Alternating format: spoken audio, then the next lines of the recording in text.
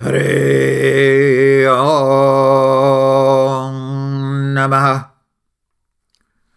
Quote, actually, the kingdom belonged to Bhishma, but he remained a brahmachari. He did not marry. There was no issue of Bhishma Dev.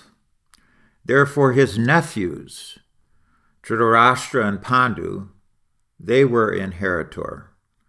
Now, after the death of Pandu, there was conspiracy. Dhṛtarāṣṭra wanted that, actually, this is my kingdom. Now, somehow or other, I could not get it. Now my brother is dead, so if I do not inherit, why not my sons? Unquote from Dhṛtarāṣṭra. This was the politics. Politics are always there. And enviousness, jealousy, this is the nature of this material world. You cannot avoid it. Spiritual world means just the opposite. There is no politics, there is no jealousy, there is no enviousness. That is spiritual world. And material world means politics, jealousy, diplomacy, enviousness, so many things. Unquote.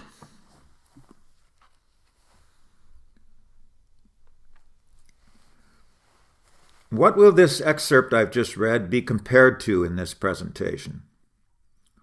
Of course, it is referring to what went down after His Divine Grace A.C. Bhaktivedānta Swami Prabhupāda left the scene in November 1977. None dare call it a conspiracy, but your host speaker calls it just that. Prabhupada left physical manifestation in mid-November 1977, and 4 months later, the conspiracy of the 11 pretender zonal acharyas came down the pike. In essence, it is very similar to this excerpt from Prabhupada that we have just read and heard. You may claim that there are vast differences, but not in essence. In essence, it was and remains the same thing.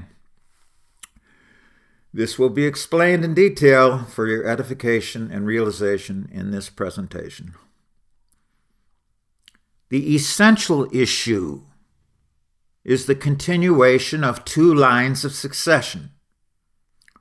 Just a little over 5,000 years ago, the monarchical succession of who was to be the emperor of the world was in dispute.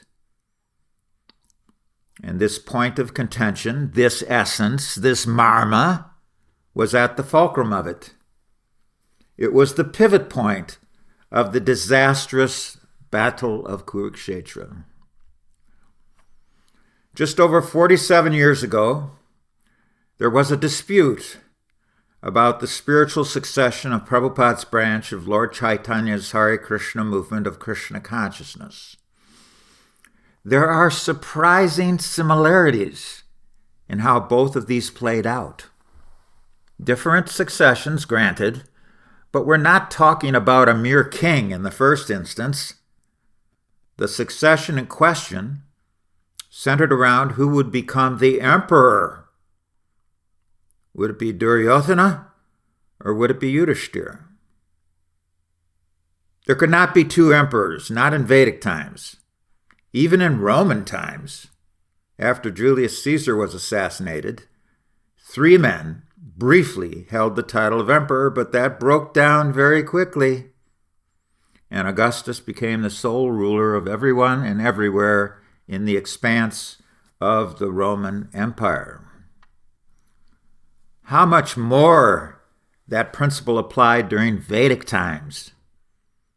The empire was far vaster than that of the Romans.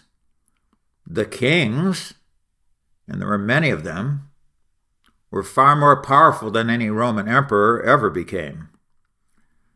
There were 18 such kings who decided to enter the battle on behalf of either the Kauravas, which meant de jure Duryodhana, who led all of those battalions, or on behalf of Yudhishthira.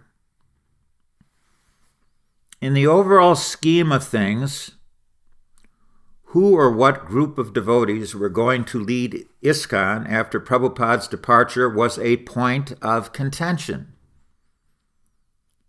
It was supposed to be based upon who deserved to lead and what oligarchical arrangement was bona fide in order to legitimately represent Prabhupada. In both cases, there was a side which appeared to be the right one, but was in fact the wrong one. This points to a linkage, and the details will not be spared, make no mistake about that. A genealogical history, including other important factors related to the Vedic confrontation, is required here. You need to know about it. There were many kings in India throughout its later Vedic period. At the time of the Battle of Kurukṣetra, there were 18 kings, but there could only be one emperor. Just prior to all the intrigue, treachery, and betrayal leading directly to the battle, it all begins, the history we're going to discuss, with Emperor Shantanu. He was from a long list of emperors in monarchical succession tracing back to the great Bharata, from which Bharata and the Mahābhārata received their titles. Later in this line, there was another great emperor named Kuru, and thus everyone connected to this monarchical line of succession were also called the Kauravas, after Kuru. Shantanu became enamored by the goddess Ganga, and he proposed marriage to her for his own pleasure and in order to carry on the line of emperors in male succession. She required, as a demigoddess, a stipulation to be met, and he agreed to it. He could not question any of her actions. She had 7 sons from Shantanu, and with him as a witness, she drowned every one of them in the river Ganga when they were just babies. When she attempted to drown the 8th one, Shantanu protested. That child spared was the incomparable Bhishma. Thus Bhishma was allowed to live, but Ganga left Shantanu for good because he broke his vow to her. Later on, Shantanu became enamored by a fisherman's daughter named Satyavati. He was allowed to marry her under one strict condition. Her father forced Shantanu to vow that only a son begot by Shantanu and Queen Satyavati could become the next emperor. That eliminated the aforementioned 8th child begotten of Ganga, who was, of course, Bhishma, the greatest warrior on the battlefield, and he would have made an excellent emperor. Satyavati had 2 sons with Shantanu, Vichitravirya, the eldest, and Chitrangada. Both died prematurely under different circumstances and were without issue. Bhishma made a vow not to marry, but on behalf of Vichitravirya, he had kidnapped 3 daughters of the king of Kashi, modern-day Varanasi. He brought them into the Kaurava fold as queens for Vichitravirya, who copulated with 2 of them for 7 years. They were despondent that he could not impregnate either of them in that time.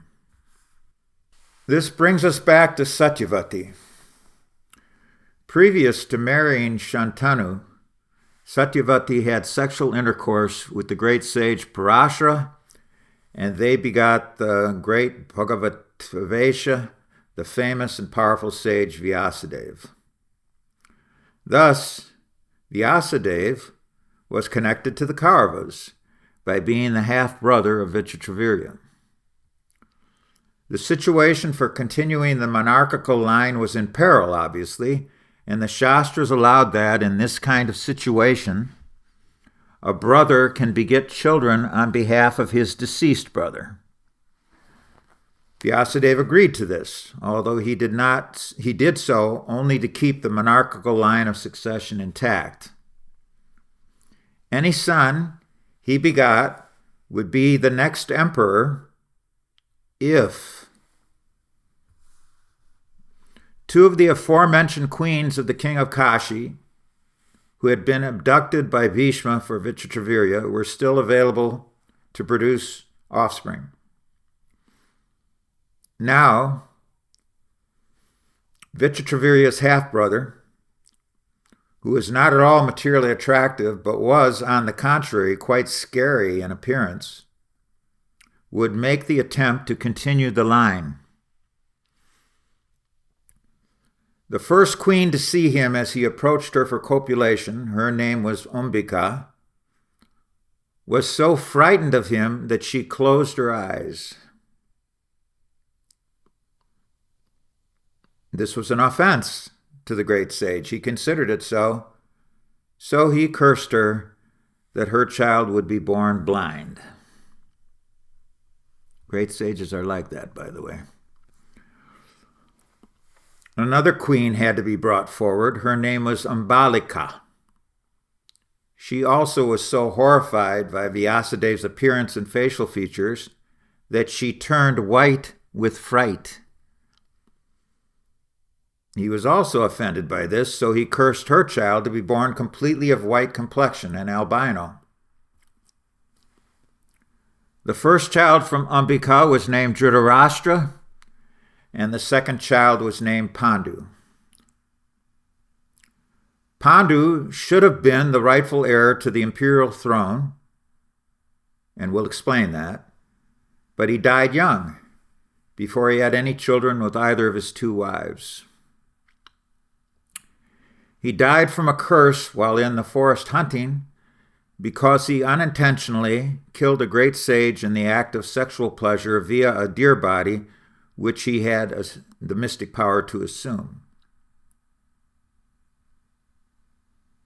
And Pandu himself died later as a result of forgetting that curse from that sage who had taken the body of a deer.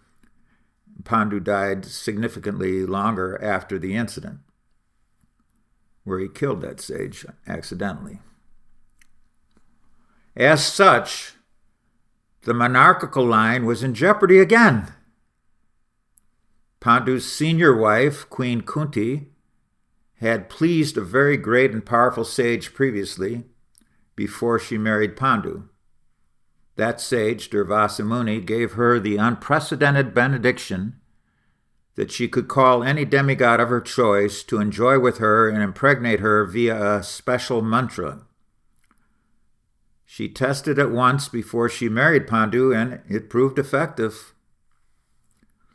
As such, in the face of another dire situation, Queen Kunti revealed this power to the court of the Kauravas, and it was decided by the self-realized Brahmins, as well as those involved in seeing to it that the monarchical line was continued, that she could employ this benediction in order to carry out the line of succession.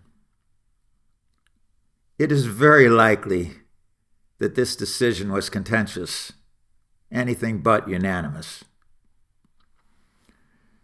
She thus employed the mantra 5 times, and 5 great warriors were born from different demigods in the universe.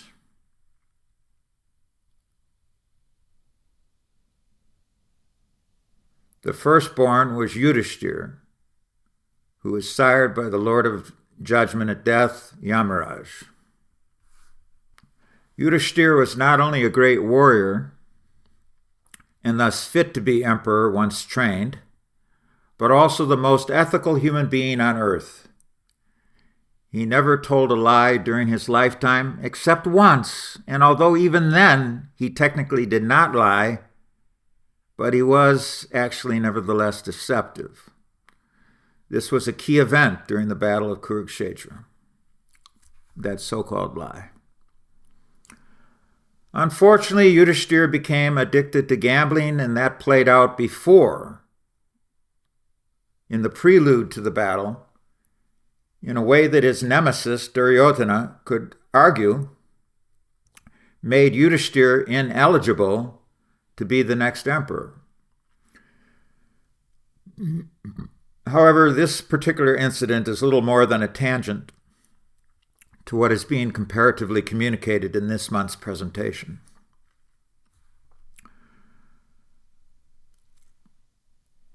Now, we began this month's presentation with a quote about conspiracy, primarily on account of Dhṛtarāṣṭra's desire for his eldest son, Duryodhana, to be the next emperor instead of Yudhishthira. And the reason for that is Dhṛtarāṣṭra did not meet the requirements in order to be emperor because he did not have all of his senses in full working order.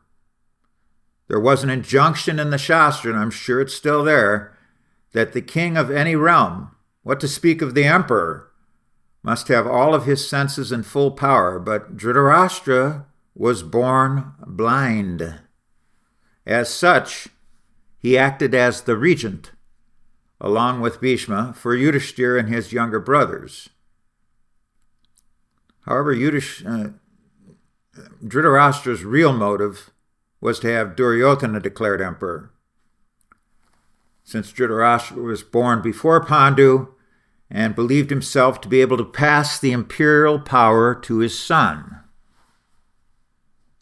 He was believing that due to his desire and bad logic presented to him by his advisors, thinking that Duryodhana could still be proclaimed emperor, even though Dhṛtarāṣṭra could not. By the time that the sons of Pandu were reaching maturity, it became common knowledge that there was a major schism developing in Bharatavarsha in connection to who would be crowned the next emperor after Shantanu. The post had been and was vacant. But Duryodhana and his many brothers and close friends were managing the kingdom quite well. Prabhupada confirmed that in a purport, by the way. Most of the kings of Bharatavarsha were satisfied with Duryodhana. Quite possibly all of them. As such, those who were either part of the scheme to have him take the ultimate throne, or those like Bhishma and Dronacharya who were materially dependent upon the current arrangement, they then became called the Kauravas. We had already mentioned that previously, coming from Kuru, the Kauravas. But now there was a schism. The sons of Pandu, along with everyone connected to them and backing Yudhishthira to be the next emperor, and this did include some important kings such as Virata, were considered to be on the side of the Pandavas. In other words, the sons of Pandu, now their contingent was called the Pandavas, as differentiated from the Kauravas. The schism was between the Kauravas and the Pandavas. That was a new title to distinguish the 5 Pandavas and their intimate associates to be separate from the Kauravas. All the intrigue, treachery, and betrayal, along with attempted murders by Duryodhana against the sons of Pandu, was grist for the mill in the greatest battle of history. Please note, despite many arguments, most of them apparently with some teeth to them, please note that the whole debacle of the massive destruction of that battle hinged upon the fact of Dhṛtarāṣṭra being blind. Superficially, this could be considered, and was considered by almost all of the Kauravas, to be an incidental and minor point. However, the minority did not consider this point of contention to be unimportant, and that included the Supreme Personality of Godhead, Lord Sri Krishna. The line of monarchical succession could not pass through Dhṛtarāṣṭra to his eldest son because Dhṛtarāṣṭra was never emperor. He could not be so because he was blind. Pandu had a defect, no doubt about that, but it was not connected to his sensual power. He had full and powerful senses in complete working order.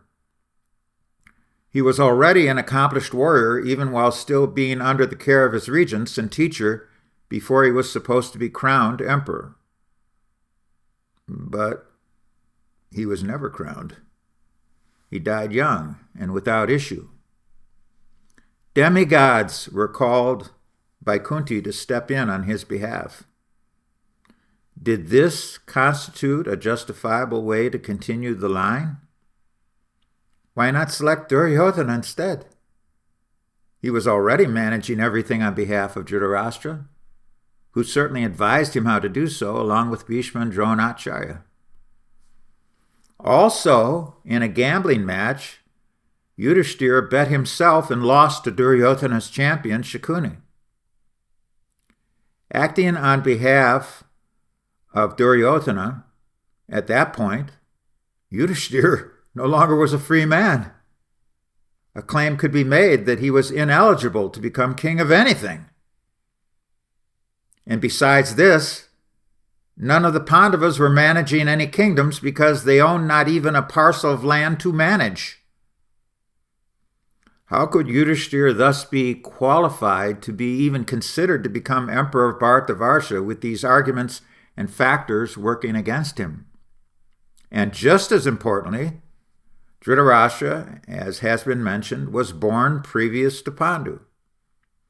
Why could not that be the card that trumped all of the other considerations? The Kauravas were not without many potent arguments, and as far as that goes, the Pandavas really only had one argument.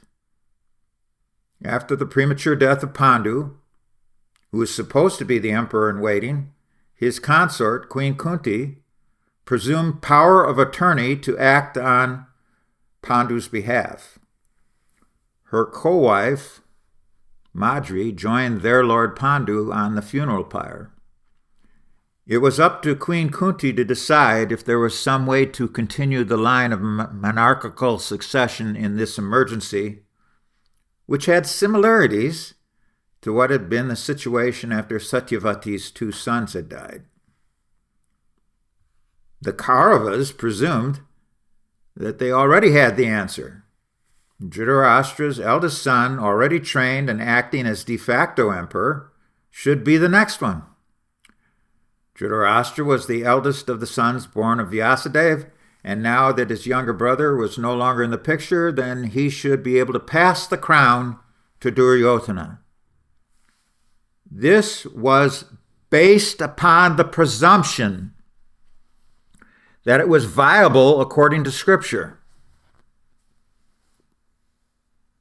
However, this presumption was in defiance of the order of Scripture, that a king must have full control of his senses, which Dhṛtarāṣṭra did not. As such, he was not qualified to be a vessel to pass the position of emperor to and through to his son Duryodhana. Thus, Duryodhana was similarly ineligible to receive the power of the post, because the actual center is Shastra. Guru Sadhu Shastra, but the real center is Shastra. An emergent contingency had been reached to allow Vyasadeva, who although human was like a demigod, particularly since he was Bhagavad-vesh, to continue the line of monarchical succession. Now Kunti, not without guidance from higher authorities, applied the special benediction she had received from demigods for the demigods to copulate with her in order to produce an heir to the emperor's throne. She obviously received that benediction from a great sage, not a demigod. Now, it was unprecedented, granted, but so was Vyasadeva's intervention previously. And remember, that intervention was not at all long before this emergency came up.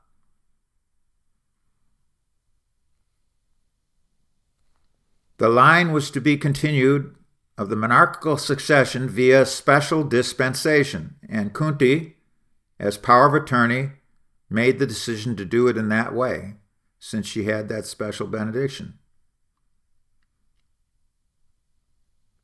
Now, everyone had accepted that Vyasadeva, as the half-brother, could continue the line, but would they now accept this new arrangement that was provided by Queen Kunti? The Pandavas and their allies, which happened to be and to include Lord Krishna, they did accept it. The Kauravas did not.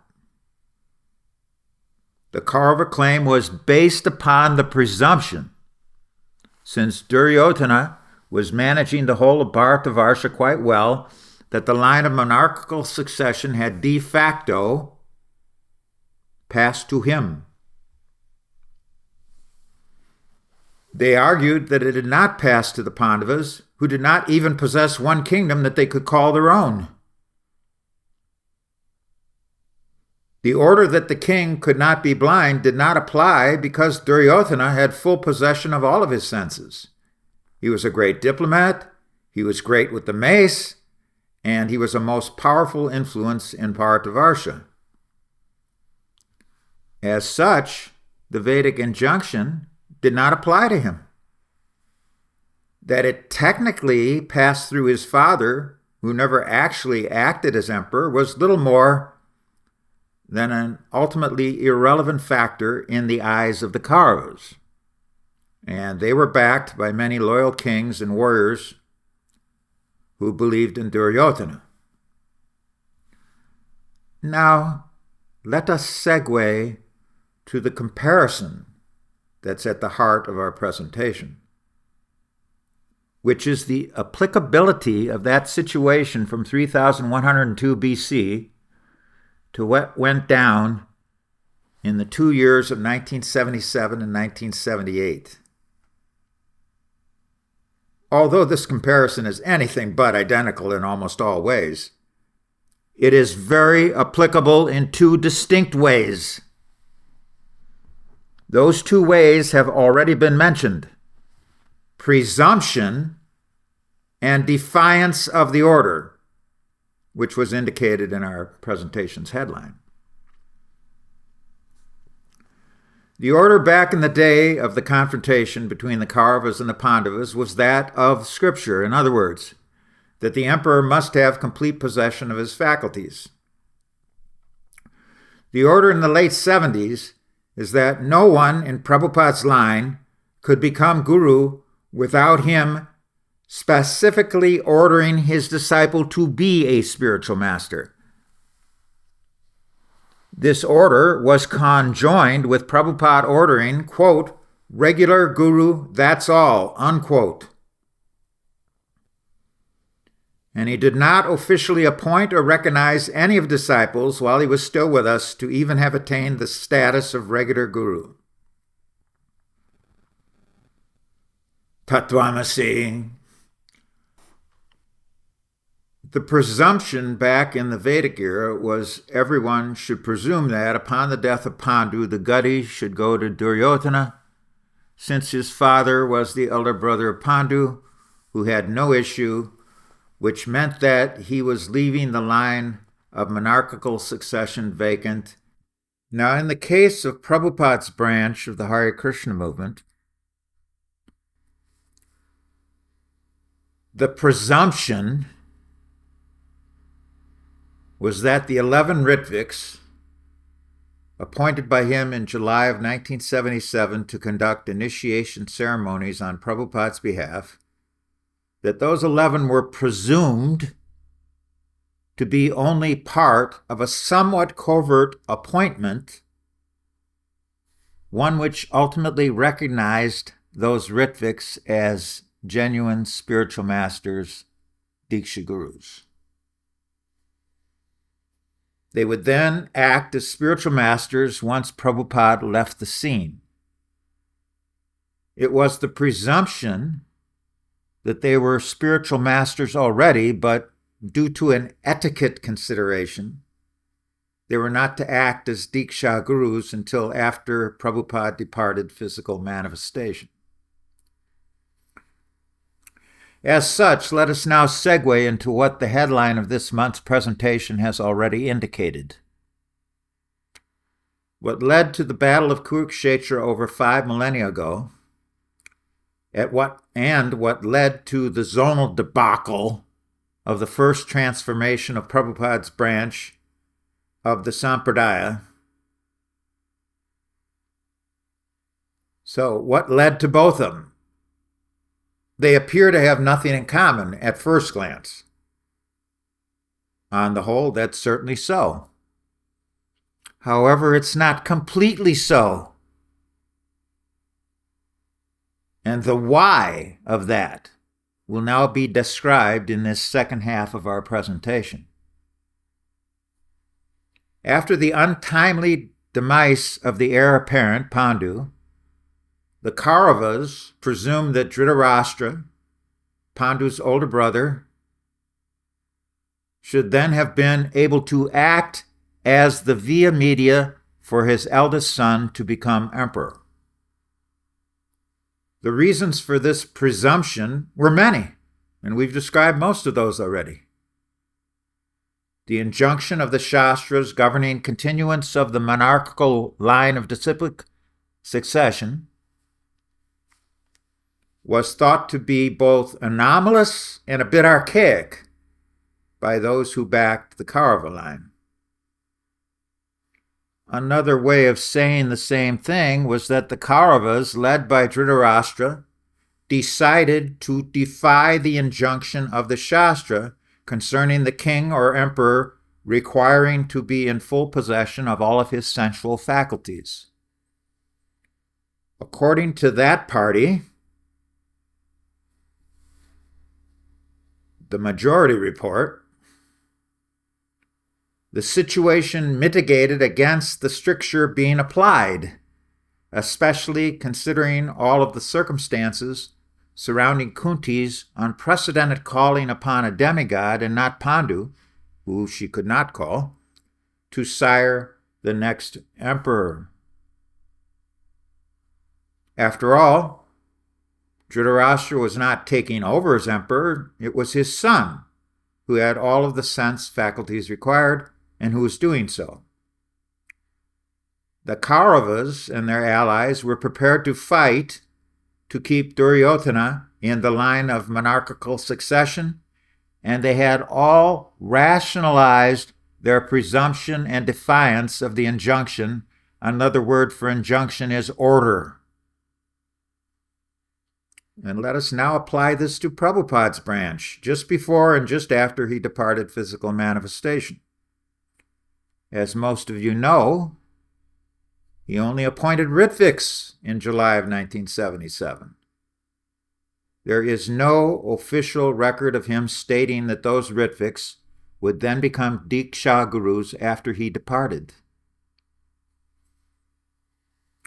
The devotees who believed that to be the case presumed that it was so. However, a line of spiritual disciplic succession cannot legitimately be carried out by something as shaky as a presumption, no matter how many held the view. Ultimately, numbers meant nothing. On May 28th, 1977, Prabhupada clearly stated that a guru in his line, coming from his initiated disciples, must receive his direct and personal order before that disciple could become a spiritual master. This was an injunction concerning how the line was to be continued after he was no longer with us. That is as clear as the reflection of the sun at noon on a cloudless day upon a placid pond. Quote, "Become guru, but on my order," unquote. None of his disciples ever officially received that order. Where's the record of it? Could any of his disciples receive that order after he left the scene? Certainly. Only a non-devotee would protest that possibility, but it was not officially given to any of his leading secretaries before or after he appointed ṛtviks to initiate new disciples on his behalf. It was made clear in the ṛtvik letter, the document that TKG drew up, upon which Prabhupada verified it by his signature, that all such newly initiated devotees in 1977 were initiated by Prabhupada. They were his disciples. They were not the initiated disciples of any of the 11 ṛtviks. Previous to that rejuvenated ṛtvik arrangement, when the ṛtvik system of initiation was active, which was in the early 70s through the mid-70s, the ṛtvik priests were never considered by any devotees to be the Diksha gurus for those engaged in receiving Harinam initiation at any of those ceremonies held anywhere in the world. Such would continue to be the case in 1977, and the above-mentioned document substantiated that beyond doubt. It did not contain even the slightest hint that those ṛtviks were to be presumed to automatically become spiritual masters after Prabhupada departed. However, as time wore on in late 1977 and early 1978, that bogus presumption morphed into a presupposition, then from there into an established fact. It was all a lie. It was a big lie. Indeed, the liars who benefited from it went so far as to call the recording of that aforementioned meeting in Prabhupada's quarters at Raman Reti in May as, quote-unquote, the appointment tape. The appointment tape. There was no nuance as to what was being communicated in such a mega mislabeling of it. It was supposed to have been the appointment of Diksha Gurus by Prabhupada, although nobody was appointed on it. No one was named as Guru, although Prabhupada could have done so if that was his intention.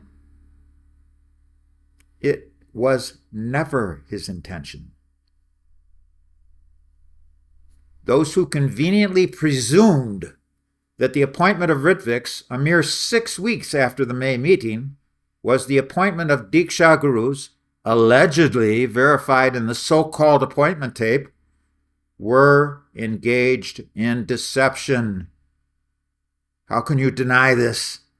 They were cheating everyone in the movement by jumping to this conclusion and falsely presuming that it was right. It was not at all right. It was 100% wrong. Remember, none of the quote-unquote new gurus ever individually claimed that he was directly ordered, personally ordered by Prabhupada to be guru. Instead, the 11 great pretenders said that Prabhupada made them gurus when he appointed them as ṛtviks in July of 1977.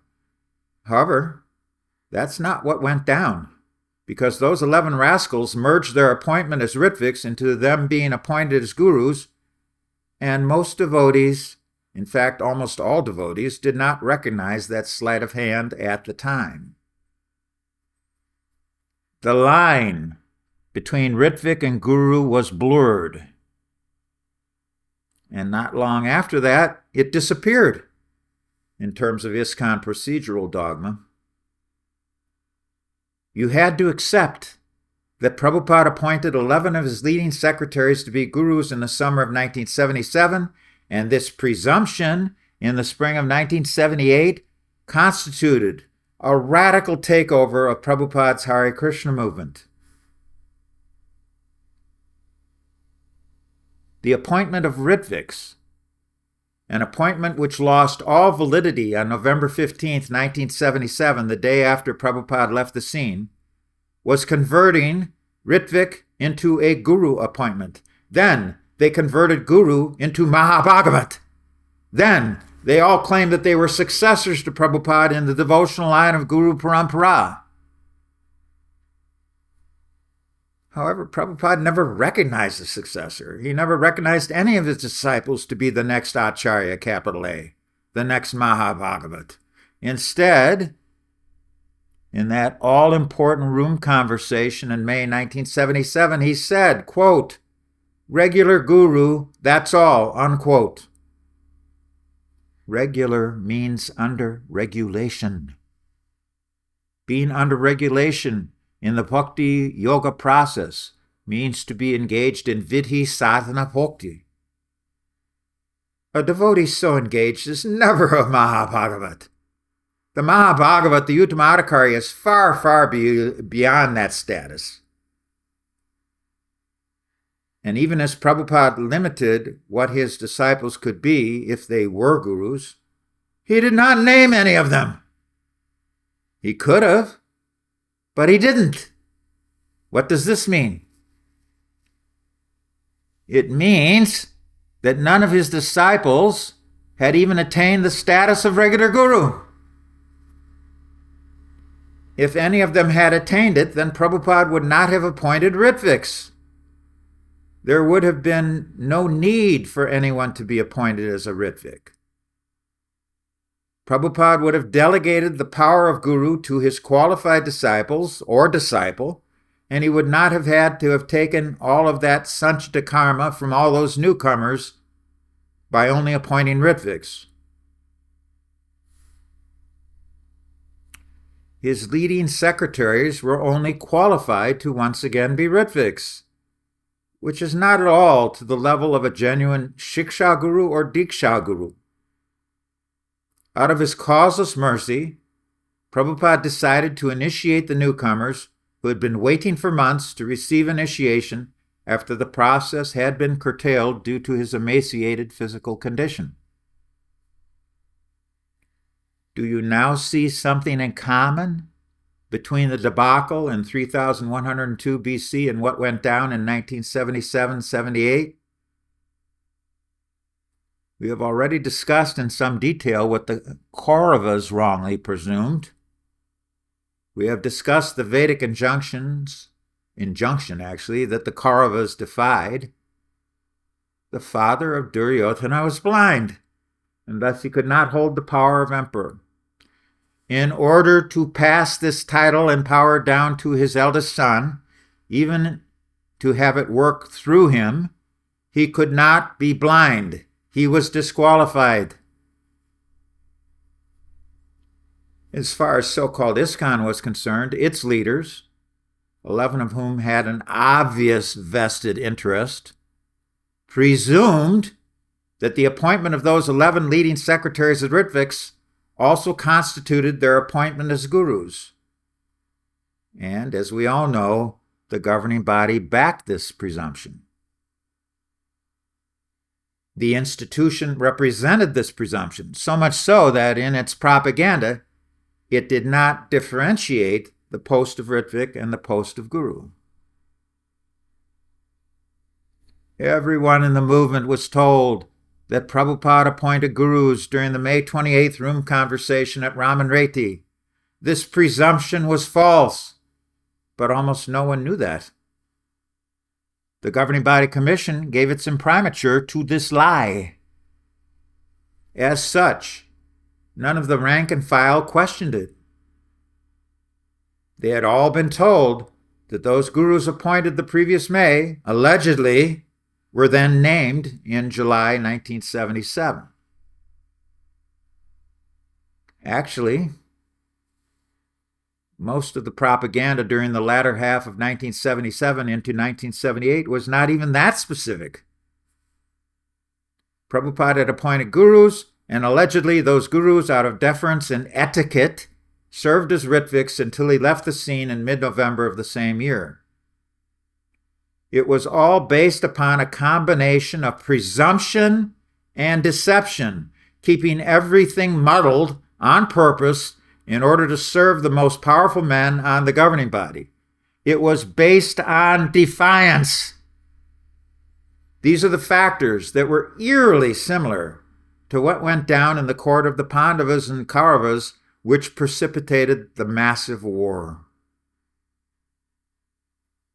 As far as disobedience and defiance to the order or injunction was concerned, so-called ISKCON directly defied one order and in a roundabout way, which I shall explain, disobeyed another one. There is some nuance connected to that second defiance. Prabhupada said that his disciple could become guru upon his specific order to become guru. Those 11 great pretenders jumped the gun to become wildcard gurus. They could not cite where Prabhupada recognized them as such, but they diabolically realized that they did not have to do so.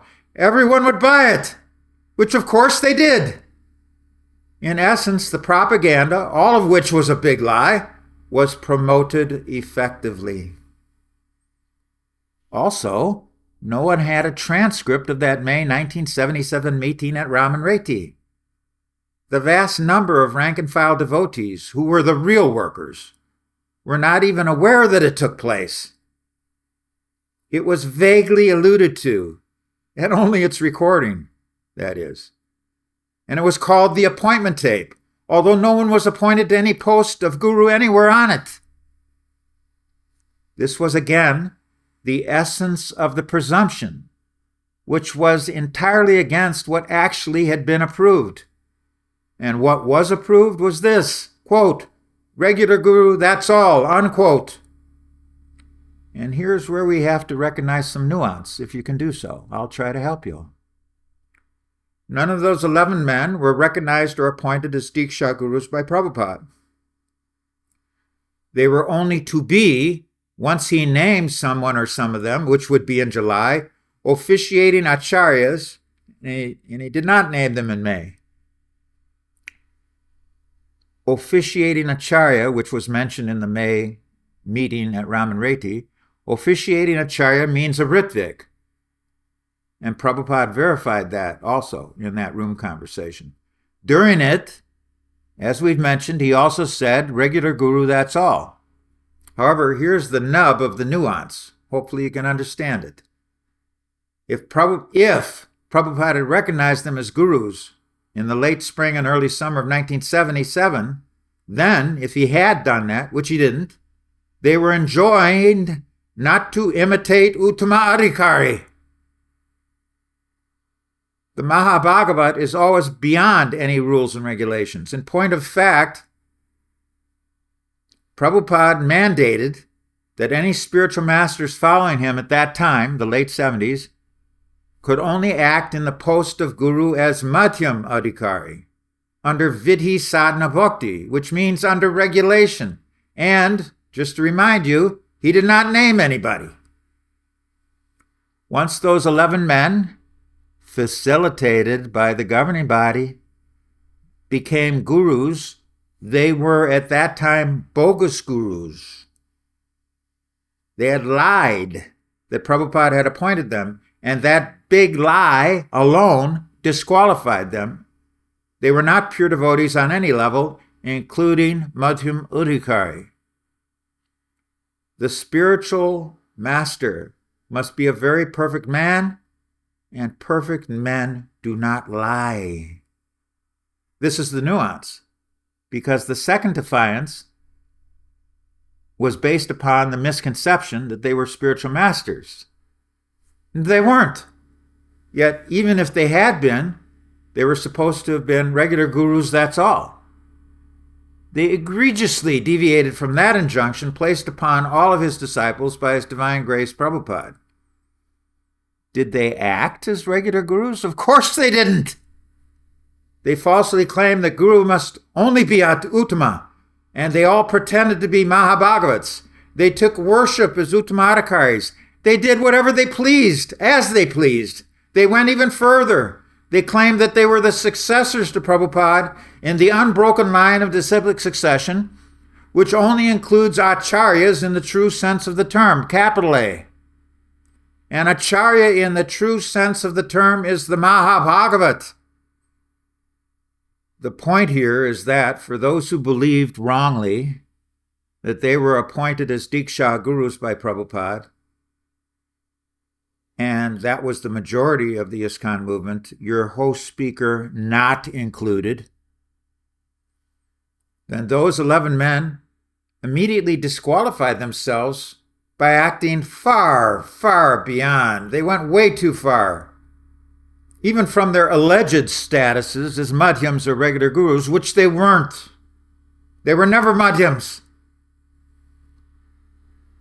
Once they took Uttama worship, they were all sahajiyas of the worst variety. However, since thousands of their god brothers and god sisters believed them to be madhyams, their imitation of Uttamadhikari was the second defiance of Prabhupada's order, although again, it only was technically so. It really wasn't so. It wasn't actually that they were defying, because how could they defy? If they were supposed to act as regular gurus, and they weren't regular gurus, then when they jumped up to being acting as Uttamadhikari, it really wasn't a defiance because they were bogus all the way through. But if they had been regular gurus, then it would have been their disqualification a second time. Hopefully, all the listeners and readers can assimilate the nuance here, which is only a theoretical proposition ultimately, because those men were no longer madhyams or even neophytes when they implemented the zonal imposition in the spring of 1978. Now, some of you are not going to understand the nuance. No problem there. For those of you who cannot understand it, you do not need to do so. You can simply know and realize, and it's not at all difficult to do so, that all 11 of those men defied Prabhupada's order to be regular guru, that's all. That defiance itself suffices. That's the disobedience. If you want to add the nuanced second deviation to it, you have my full encouragement. Either way,